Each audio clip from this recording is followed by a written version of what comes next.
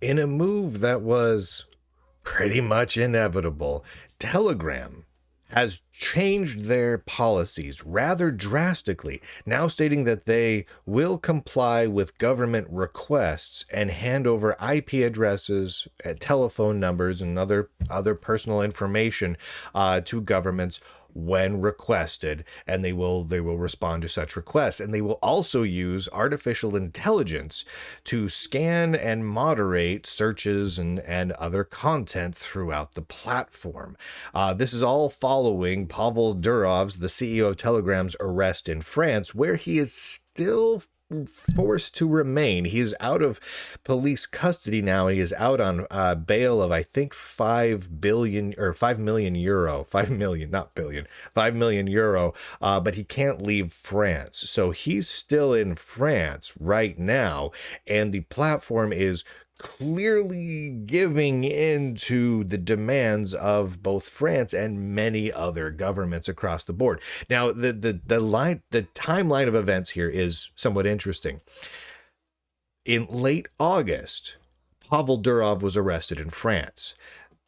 Very shortly thereafter, on September 6th, Pavel Durov was out, released from custody and released on his many million dollar bail. And he made the following post over on X. Telegram has reached 10 million paid subscribers. 10 million people are now enjoying Telegram Premium. Basically, they saw an outpouring of support for Telegram because of the arrest, right? People wanted to support the platform.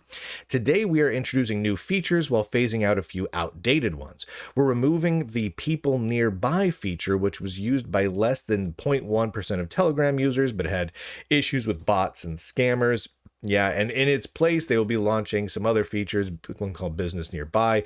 We've also disabled new media uploads to Telegraph, our standalone blogging tool, which seems to have been misused by anonymous actors.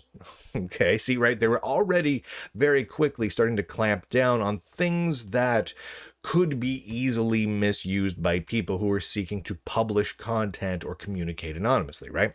They got rid of new media uploads to Telegraph. They got rid of the people nearby feature, things like that. The quick changes that they could make right away.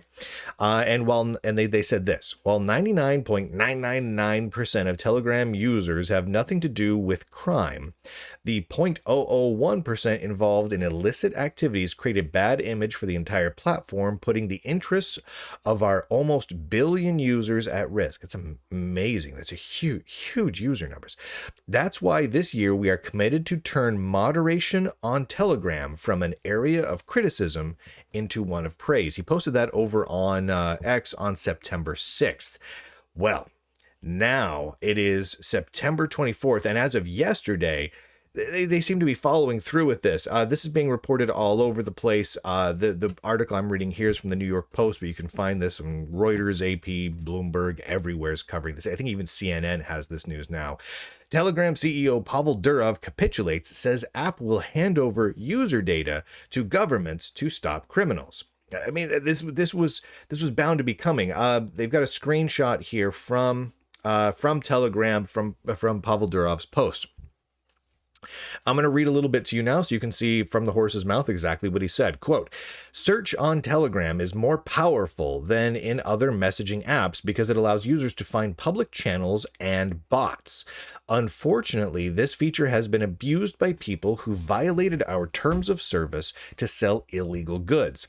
Over the last few weeks, a dedicated team of moderators leveraging AI has made Telegram search much safer.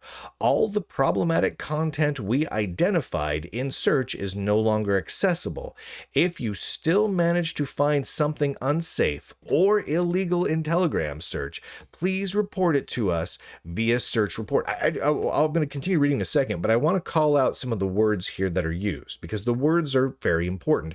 They're not just targeting things that are illegal, but unsafe, right? So if you are searching for content within Telegram, an artificial intelligence system, an unnamed one, right? We don't know what it is flagging things that are deemed unsafe. Now, I think you, me, and almost everyone else can think of a lot of examples of things that are often declared by pundits and even AI engines as unsafe that are perfectly legal things that can be discussed, but perhaps just simply things that people disagree on. Everything from medical issues, vaccines, global warming, a lot of different topics could be declared as unsafe and therefore flagged under this. Now, what will Telegram flag? It doesn't say. It just is saying that it's going to use AI to remove unsafe things. That raises a lot of red flags for me. Now, if they just came out and said, we're going to remove illegal content, I'm 100% on board, right? That's very simple. If there's something that is illegal, here is the specific law that this is violating. This is a crime to post this content. Okay, yeah, remove it. I mean, what's the point of having it there? That puts the whole platform in legal jeopardy. Now, having something that's unsafe, what does that put in jeopardy? And who decides what is safe or not? That gives me a lot of red flags, and that is deeply concerning. I'm going to continue with Pavel's statement from Telegram here. Quote, to further deter criminals from abusing Telegram search, we have updated our terms of service and privacy policy, ensuring they are consistent across the world. We've made it clear that the IP addresses and phone numbers of those who violate our rules can be disclosed to relevant authorities in response to valid legal requests. Okay, again, the wording here is peculiar. Now, in response to valid legal requests, okay, that's a reasonable statement that you would expect most publishing platform companies to make. A valid legal request comes in, but what makes it valid is a debatable word. A valid legal request is up for debate. The words here that really got me was, they will disclose the IP address and phone numbers because that's the data that they have, right? They have your IP address and they have your phone number because you use your phone number to sign up for Telegram, of people who violate our rules. Fascinating. Not of people who have committed a crime or are found guilty of committing a specific crime on the platform, using the platform, or of people who have engaged in specific demonstrable illegal activities on the platform. No, people who violate our rules. Well, they've already updated their terms of service just today, and here's 2 points of that. First, they've shown that they're okay with updating their terms of service, also known as their rules, whenever they want. Okay, so and they've already shown that their terms of service are kind of wishy-washy, right? There's a lot of fuzzy words and language in there, so they can be twisted a lot of different ways. What is unsafe? I don't know. Anyone can kind of define that for themselves. Like, anyone can feel unsafe because someone has a strong deodorant on, right? Like, I don't know what that's going to mean. The second thing is, enforceability of terms of service administered or changed after a point of sale is not enforceable, right? This has actually come up in the courts repeatedly. If you purchase a product, in this case, you sign up for a Telegram account, or you purchase a subscription to Telegram Premium, and you were not presented with the terms of service prior to the account creation and purchase, or those terms of service changed after the account creation and purpose, those terms of service are incredibly difficult to enforce because you did not really have a reasonable chance to agree or disagree to those terms of service prior to the transaction occurring.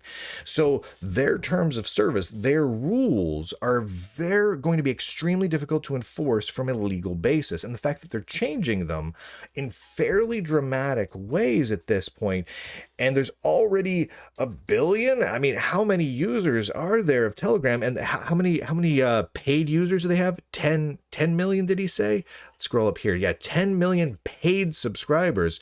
Well, those new terms of service are not going to be enforceable. Therefore, if they do use an updated terms of service on the 10 million paid subscribers in some way that they don't like, those 10 million paid subscribers could have reasonable legal action against Telegram. This is poorly done. This is all very, very poorly done. It continues. Quote, these measures should discourage criminals. Telegram search is meant for finding friends and discovering news, not for promoting illegal goods. Oh, I get that. I appreciate that. We won't let bad actors jeopardize the integrity of our platform for almost a billion users. Okay.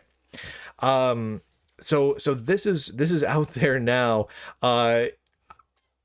It's going to be interesting to see how the mass of Telegram users respond to this. I can't see Telegram users being happy with this. So the Lunduke Journal reached out to two of my contacts within Telegram. I was curious. What are they thinking of all this? One of them did not get back to me. One of them did get back to me with a generally off the record statement that this person, picking my words carefully so as not to disclose sources, this person was not pleased. Let's just say that I didn't get any additional details on that. There's no oh my gosh, breaking leak here from whistleblowers. He just wasn't pleased with how this was going. Now that doesn't mean that people don't see the need for clear changes within Telegram. Telegram was obviously heading down a road where they were going to smash into the brick wall of governments and law enforcement agencies who were going to be upset with them. That was obviously going to happen. And the CEO was obviously going to have the light shown on him because of that, and that occurred. Everyone could see that coming, right? This was an obvious thing. Whether you agreed or disagreed with the approach that Telegram had made it to now, this was always going to happen. The fact that this happened in France is almost neither here nor there. It could happen in the United States and Canada and Australia and Germany. There's a lot of countries that have serious issues with Telegram. And that's by design of Telegram. It's almost like it was custom engineered to raise the ire of governments and law enforcement agencies. So the fact that they have modified their policies is not surprising. What is a little bit surprising is how quickly it was done and the specific way in which it was done. I don't know necessarily that Telegram had a choice in the matter here. If they wanted to stay in business and avoid a massive onslaught of lawsuits and legal action from several countries and multiple law enforcement agencies, they were going to have to do something where they could show to law enforcement that they were taking good faith action in order to satisfy the legal requirements of all the individual jurisdictions. And they clearly were calling out that they were doing that. They made a few different statements here where they were saying flatly that they were trying to bring all their policies in line across the world and comply with legal requirements and yada yada yada. So this was all obviously going to happen. The way in which this happened and was messaged is a little weird. The wording is a little fuzzy, which raises concerns. If they had just specifically focused on illegal activity and legal requests which went through the court system, right? Like depending on the jurisdiction, a judge has reviewed it and issued search warrants, etc. Then I think I could understand that a little bit more. However, the multiple usages of fuzzy and nebulous wording, like things like unsafe and our rules, which clearly are changing by the day, that raises questions about where the platform is heading and how this new AI moderation and the new policy of handing over customer data will be used. And we really won't know a lot of this for some time. I mean, the reality is with policies like this, we won't necessarily know, possibly ever, certainly not for quite some time, what data and whose data will be handed over, and in what cases, and to who. They could be handing over everyone's IP addresses right now, and we would not know that until Freedom of Information Act requests and whatnot are actually processed, which could be never. And so it raises a lot of concerns.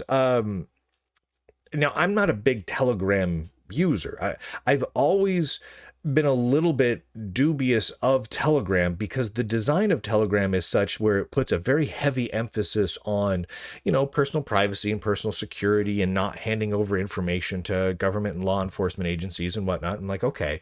But then it also has a very close tie to telephone numbers. And I'm just like, well, this isn't anonymous. This isn't anonymous communication. It's tied to your it might as well be tied to your credit card number and your social security number, right?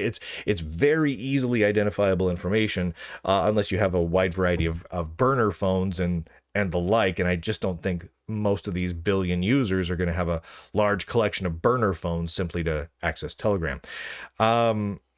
It will be interesting to see how this all plays out, specifically with the people who work on Telegram and the Telegram users over the next couple of weeks. My guess is we'll see a lot of people leaving Telegram, mostly because of the AI moderation features. I think that is going to be extremely off-putting to a lot of Telegram users, but we'll see.